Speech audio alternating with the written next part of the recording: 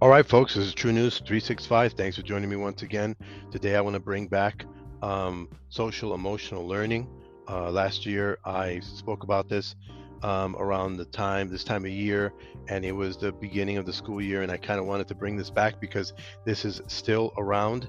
It's a subversion tactic, and it's very dangerous, despite what most people believe. It should be in your school district or in your school information website.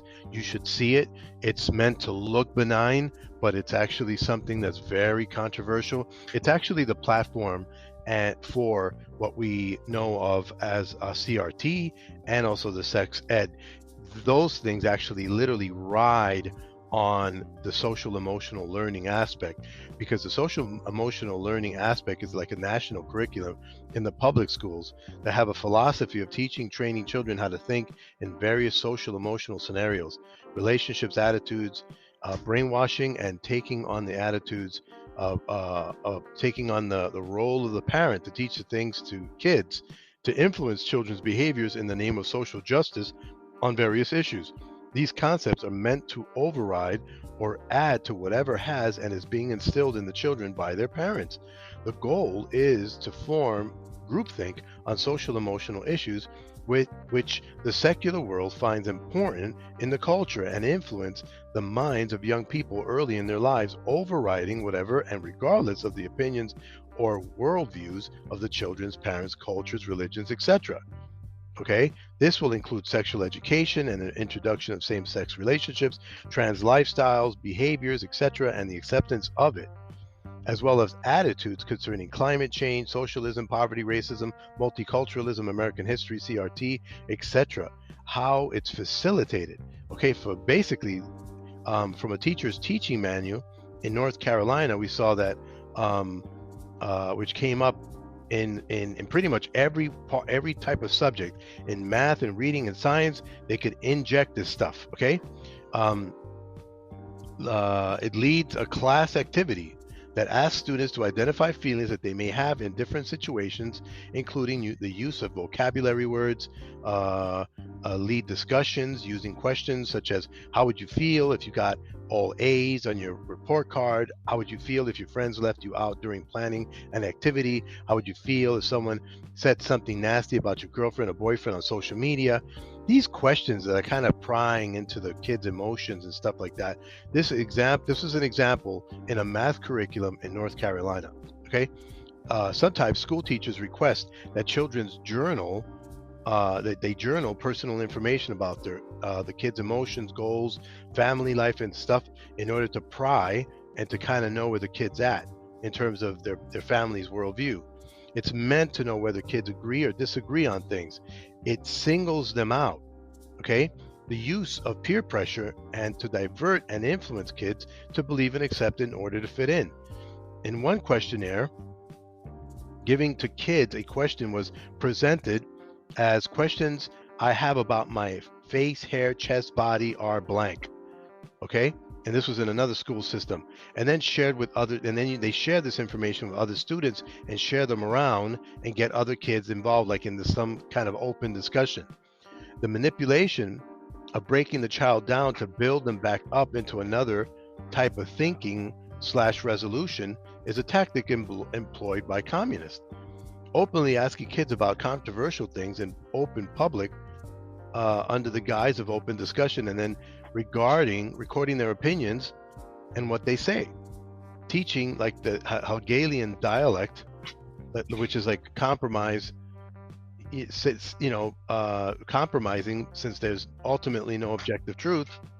The effective domain has to do with feelings, and they try to manipulate what's called the affective domain. Teachers are no longer teachers, but educators, who now can suggest an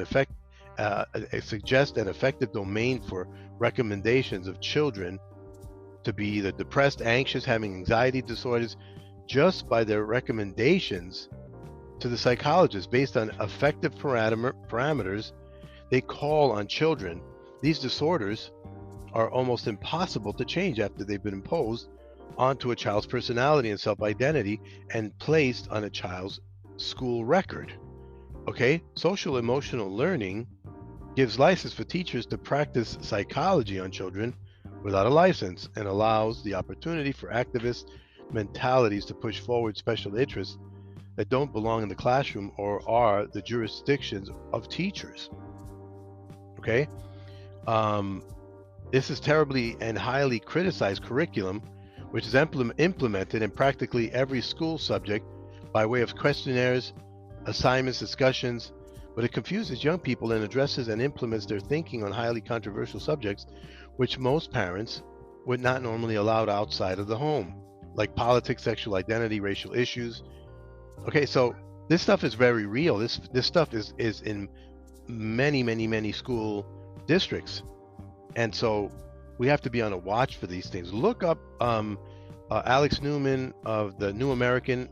Also, just type up social emotional learning, and you'll see even on YouTube how many people have already busted the lid off of this, and people that have really gone deep into their school districts and to see how they're implementing this. And this is very hard.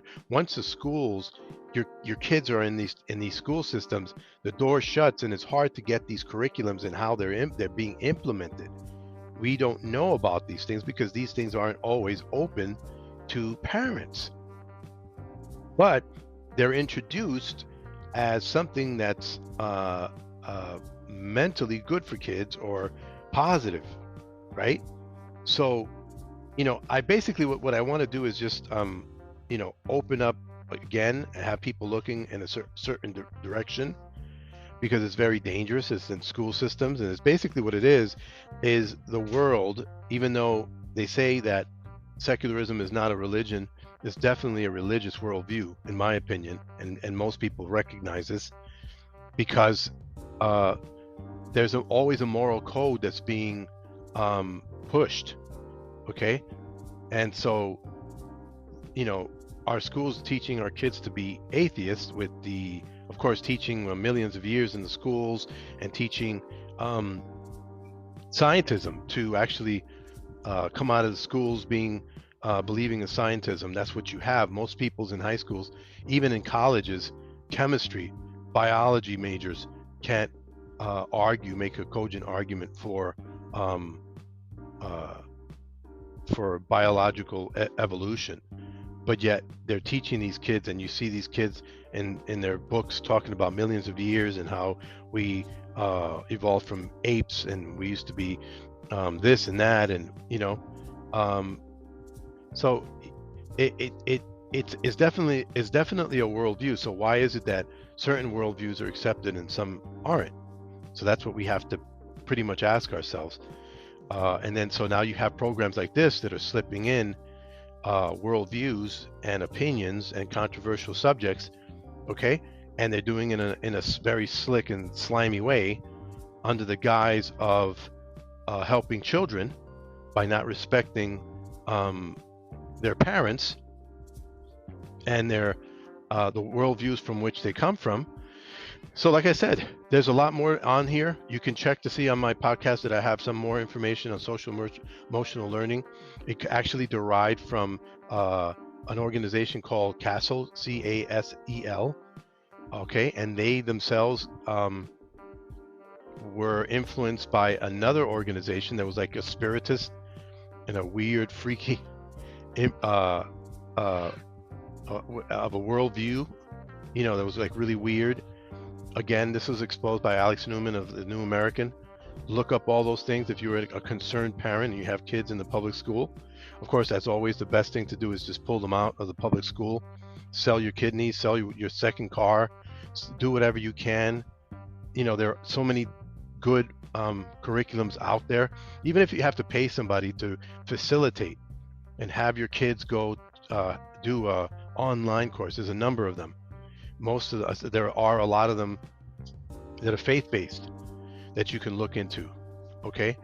And look into it. Now there's so much information in these modern times, that, for homeschooling, if you can graduate high school, you can teach, you can facilitate your kids to do a different curriculum that's going to be healthy. It's going to be strictly based on academics and not on none of this social active type stuff that we're seeing on TV everywhere. If you do a little research, have a paper bag next to you in case you feel like you need to puke, because you're going to open up, you're going to see a lot of stuff that I can't even mention for lack of time. But look up that podcast, Social Emotional Learning, that I posted. I have on my my platform, podcast platform. Look that up. Look up this information on YouTube. There's still a lot of information, people doing a lot of work and researching this stuff and identifying the subversion behind this. And like I said, a lot of people are making a big thing about CRT, and it is a big thing, but this is sort of the platform and the vehicle by way they bring the CRT into the school. This is the vehicle by way they bring in the sexual ed parameters in details into your kids' learning programs. And since you don't know that every day, you're not a fly on the wall, you don't see how they're implementing these things. A lot of these teachers think they're doing really well, good for the kids. They think it's necessary, because it is true that a lot of parents aren't teaching their kids or talking to their kids on a daily about these things. But it sure as hell doesn't mean that someone else should yank your kid and to put these things in concerning their worldview into their brains. Okay, so like I said, get that paper bag, have it next to you, do your own research, look it up. Okay, and that's it for me. Thanks for joining me today, and God bless. Until next time, take care.